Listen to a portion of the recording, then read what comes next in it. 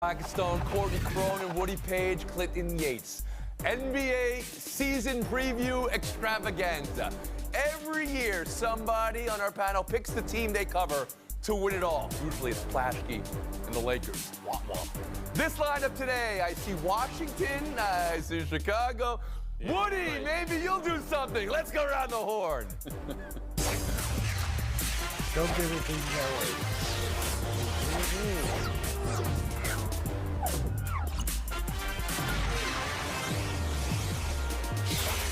Celtics 126, Sixers 117. That is how the season starts.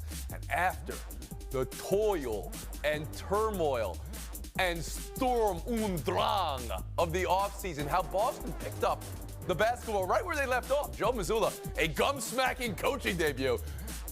Embiid and Smart, Embiiding and smarting. Harden and Smart, hardening and smarting. Boston better than Philadelphia. Courtney Cronin around the horn to you. Did the Celtics show you they can not only survive this offseason, but thrive this season? Tony, I watched a video of Joe Mazzulla pregame participating in a game of pickup basketball, and he looked calm and at ease. And I think that his team really embodied that in the second half of this game against Philadelphia, because in the first 26 minutes, there's 8 lead changes, and then over the next 8 minutes, Boston methodically builds a double-digit lead. And I don't think that the team that was sub-500 in January of this year would have been able to do that. So they looked more confident, more poised, and more mature, because you brought up that moment between Marcus Smart and Joel Embiid, where Smart said Embiid was trying to break his arm, and then he said post-game that he could have cracked his head open, but he didn't. So maybe a sign of maturity, too, taking after their new head coach. So you saw poise, maybe some maturity, and you believe everything that happened in the offseason can be put in the rearview mirror, and this team could move forward like they did for all of last year in the postseason. Kevin Blackstone, you agree? Well, I don't know about that, but let's give credit to Joe Mazzulla for being able to do that on one night. I mean, I thought that was special for West Virginia's finest to be able to put that behind him and show some hope with this team. Not only that, 71% shooting in the second half to pull away, 126 to 117. I don't think you can give up 117 every night and be pleased. But the way your big guys were going and the way you you handle Embiid, holding him under 30, which I think was a good thing, that's promising. And remember, they did it all without Robert Williams in the middle. Robert Williams, a tremendous defender. So absolutely, I mean, I think they picked up where they left off. But it's a long grind. Clinton Yates, I had panels for the last month tell me the Celtics, it would be hard to pick up where they left off. What did you see last night? I saw a team that has morale soaring. I'm sorry, I was stunned by how together this squad looked and how well they played. They shot 56%. They were dominating in fast break points. They out-rebounded the Sixers, who are bigger they are, and they got great celebrations going after the game. I'm sorry. Holding it together the way that they did was flat-out impressive for this Celtics team. They looked like a star-driven squad. They look like a team that can get back to the finals for sure. I think they've done a great job keeping it together, and it surprised me. And now Woody Page. Not only a factor in the conference, I think they're going to win the conference because of what we saw last night. There we go. That's all I needed in one game. All right, Woody Page. They have a better coach than they had before, I believe. We saw a guy last night who is concentrated since the beginning of training camp on running the basketball. Give me a break here. Let me talk. I think that what we saw last night with those 24 fast break points, that this is a team that actually is smaller without Williams that Kevin talked about, but faster. And did you see the job they did on the 76ers, and particularly a backcourt star who had 35 points of his own? They just made him look like he wasn't on the court defensively. So when you have Brown and Tatum getting 35 points each, when both were being talked about in trades with the New York team, I think that this is a team that has come together without its old coach and has come together with a new coach, and is even better than it was last. All right, well, went to the finals. I love you, Woody. We have this thing with the NFL. It's Overreaction Monday. You brought it to the NBA. Only 2 games last night. One of the teams is going to the finals. I love the way you think, Woody. On Philadelphia, always close, Clinton Yates, and then to start the year like they did. The Harden element is going to be difficult. I think he looks better in terms of his physicality. How he's going to choose to play with this team, I think, is going to be different. But it'll be interesting as well because he's more of a point situation. I didn't have a problem with the Sixers. They just got popped in the mouth by a team that was on a mission. Yeah, I mean, once again, it's one night, and I know we want to do the overreaction thing, but I think they'll be fine. Harden looked good. Embiid looked decent. He did look good, right? I mean, it was almost like that hamstring. Yeah. That was almost a 2-year injury for Harden. Right. And now a different look for him yet again. We've been horned. We'll move on. Another team that I'm sure you're all going to pick to go to the finals after one game. Off to a great start. The Warriors 123, Lakers 109. It was ring night, and they indicated it was a special night. Quote, special night, end quote. Draymond and Poole survived with each other. The Lakers did not. LeBron saying the team is not a team of shooters. Westbrook saying coming off the bench contributed to his hamstring injury. Clinton Yates, what was your biggest takeaway from Warriors-Lakers? Whew, man, the order of operations in terms of the rankings of things that went wrong for the Lakers last night. Number 3, Bron and Draymond kikiing there in the middle of the court on a play. That was an awkward interaction. Number 2, Russell Wilson intimating that coming off the bench is somehow affecting his ability to prepare for games. That's the problem, not the solution in terms of you coming to a starter. But the number one thing is going 10 for 40 from 3 after starting 2 from 20. The Lakers are not just a team that has to figure something out. The Lakers are a bad basketball team in the NBA right now, and it showed last night. So you agree with LeBron that this is not a team of shooters. And Anthony Davis and Russell Westbrook, statistically, 2 of the most inefficient shooters in the league the last couple of years. Woody Page, your takeaway? Yeah, you accuse me of overreaction. How about underreaction on this in the Lakers? Same old, same old. And I mean it in 2 different ways. Same old players. LeBron just keeps getting older. And same old players who can't shoot, who can't play defense. Same old players. When you have Westbrook complaining about something, this time it's because he came off the bench and now his hamstring is hurting him. Same old Davis, that he's doing a nice job, but can he stay healthy? These Lakers are same old, same old. They're not going anywhere again this year. What are they going to do about it? Just make trades? You can't even name the last 6 guys on the bench. So what do you got to trade? Courtney Cronin, takeaway. Warriors, Lakers. I remember a time not that long ago where Russell Westbrook is listening to Break My Soul the day he opted into his player option, didn't have a care in the world, and now he looks completely broken. I agree with what Charles Barkley said on TNT last night, that it looks like the Lakers have sucked the life out of Russell Westbrook. Let's not forget that during training camp, they were in talks reportedly with Indiana about trying to trade him potentially for 1 or 2 other players. So he clearly feels how he's valued by this Lakers team, and this experiment, if you want to call it that Darvin Ham tried out during the preseason blew up in their face, and it was an epic failure. Like, I don't fault Russ for saying what he did about his hamstring. He was prompted by a reporter. He wasn't just coming out throwing guys under the bus. It was his chance to explain what had happened and where he kind of stands right now. Kevin Blackistone. Well, I don't know whether you come off the bench during the game or come off the bench to start the game. I don't really know what impact that has on your hamstring. I will say this, though. They don't have any shooters, and they proved that to us during the preseason. And Rob Pelinka even came out and said shooting is a problem with this team, and they showed that last night. As far as same old players, they are the same old players, but it's still amazing that same old LeBron James came out and dropped, 31, 14, and 8. So he's not the problem. It's possible and they the need more of season the may people just be, have wow, look at LeBron. And you don't have to talk about the dysfunction, at least in the rotation, or the inefficient shooting every night, even though they're on TV just about 60 games a year. You don't have to talk about it. You could just marvel at LeBron. All right, now the season preview extravaganza. You saw the champ last night, and I want a little bit more on the Warriors right now. And you saw 2 Eastern Conference hopefuls last night. Tonight, everybody else gets going. And one game to start us off. Let's start here. Pelicans-Nets. The return of Zion Williamson for New Orleans. The return of Ben Simmons to the basketball court. Kevin Blackistone, just for tonight, are you more interested in Zion or Simmons? I'm more interested in Zion, of course. I'd never tuned in to watch something exciting from Ben Simmons. But I've tuned in every time to watch something exciting from Zion Williamson. The last time we saw him playing, he was averaging 27 a game. The guy hasn't even played a full season of NBA basketball. I want to see Zion. Clinton Yates. It's got to be Simmons for me because the mystery around his game is just so complete. You're wondering all the time, what is he actually going to look like on this court with these two other guys that are there? I know what I'm going to get from Zion in terms of what he brings to an NBA basketball court. I don't know what I'm going to get from the Australian, and I'm way more interested in that tonight for sure. No three-pointers. It's been Simmons for me. We haven't seen him on a basketball court in over a year and a half, and even Steve Nash has said that over the offseason they've tried to make him, push him to be more aggressive. I want to see if he's able to do that tonight. I also want to see the train wreck that is the Brooklyn Nets, because let's not forget, like the last couple months, all we've talked about are firing requests and trade requests, and Kyrie Irving and Kevin Durant. Like, let's see how they look. But you're already calling this a train wreck. Can the train get back on the track, I guess? Is it possible? There are some people who think Stephen A. Smith said it in Boston. Brooklyn is his pick to win the Eastern Conference. Woody Page, what are you watching for tonight?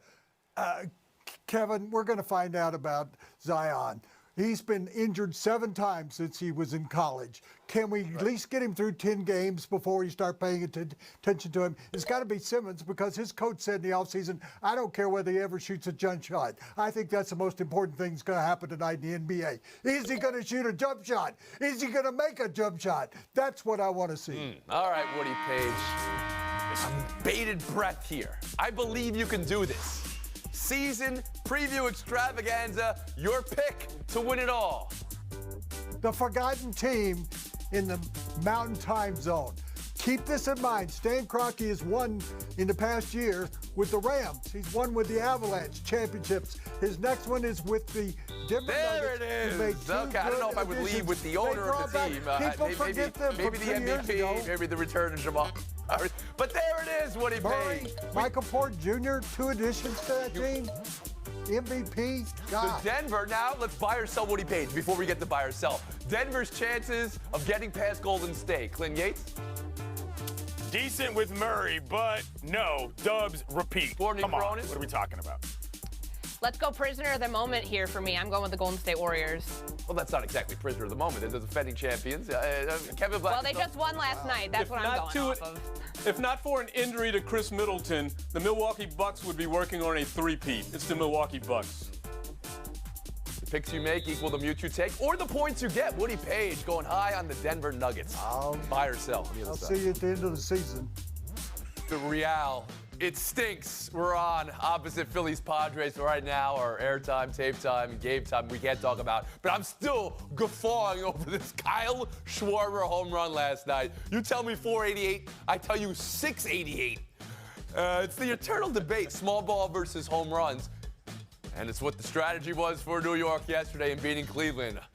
Stanton and Judge, a good strategy for victory. Guardians can second guess all offseason. And the Yankees rocking the baby. But no time for that. Straight to tonight. Yankees-Astros ALCS Round 3. Houston winning the previous 2, owning the matchup. Earlier this year, a Houston no-hitter. An entire series New York never led until 2 walk-offs. And both come in struggling at the bat. Even though they won series, Houston hit 217. New York hit 182 in their series wins. Clinton Yates, who and what you got? I'm going with the Astros. They've got the lowest ERA of any staff of the 4 teams left so far. And they held the Yankees this season to around 3 runs a game. They average 5 runs a game. But I'm going to need these bats to pick up. Do not put anyone else through another 18-inning masher, Dusty. Come on. Let's get the bats moving, boys. Woody Page. Yeah, the Yankees should have celebrated last night because it's not going to happen again. The Astros are the best team left in the playoffs. They've got the strongest bullpen. They went 6 deep in that 18-inning game, and they've got Verlander, who we'll probably see 3 times in the series. Courtney Cronin. They're the best pitching. They have the most pitching depth. They're the most rested team. They've only allowed 518 runs this season. So for me, it's the Astros. If the Yankees want any chance of being able to get out of this series, they need more from Aaron Judge, the AL MVP version, not the version that went 4 for 20 with 11 strikeouts in the DS. Kevin Blackstone. Yeah, the Astros beat the Yankees 5 out of 7 this year. That 518 runs that their pitching staff gave up, lowest in the AL since 1973. I've got them leading. So it's a clean sweep. Everybody's got Houston. You're citing the history in the playoffs. Most recently, the Altuve home run versus Chapman. Nobody thinks everybody picked Cleveland. over the Yankees last round, by the way. Nobody thinks there's a shot, Clinton Yates. What would it take? What's the Yankees' path to victory? The Yankees got to figure out what they're doing as far as their pitching is concerned. If they're just going to be relying on what they think that bullpen is going to do, they got bailed out a little bit because the rain gods came. So that's what they got to figure out. How do you manage your staff? Buy or sell two NFL owners meetings. They could have been trying to get to the bottom of why flags for roughing the passer have decided games. Instead, they Hunger Games each other. Jim Irsay, there's merit to remove Snyder. Roger Goodell, wait for the facts. Dan Snyder, a letter to everybody saying I never hire private investigators on you guys. Jerry Jones to Robert Kraft, don't F with me about Goodell's contract structure. Woody, what does it all mean? What it all means is that's the most testy owners meetings that I've seen in the last decade. I mean, firing shots across bows all over the place. But the significant aspect of it was Irsay actually ripping on Snyder. You never hear owners go after each other, but for a guy with Irsay with his background to actually take on Snyder and say that he might get enough support of 24 owners, I don't think that's ever going to happen, but that's a rarity to have one owner test another owner like that.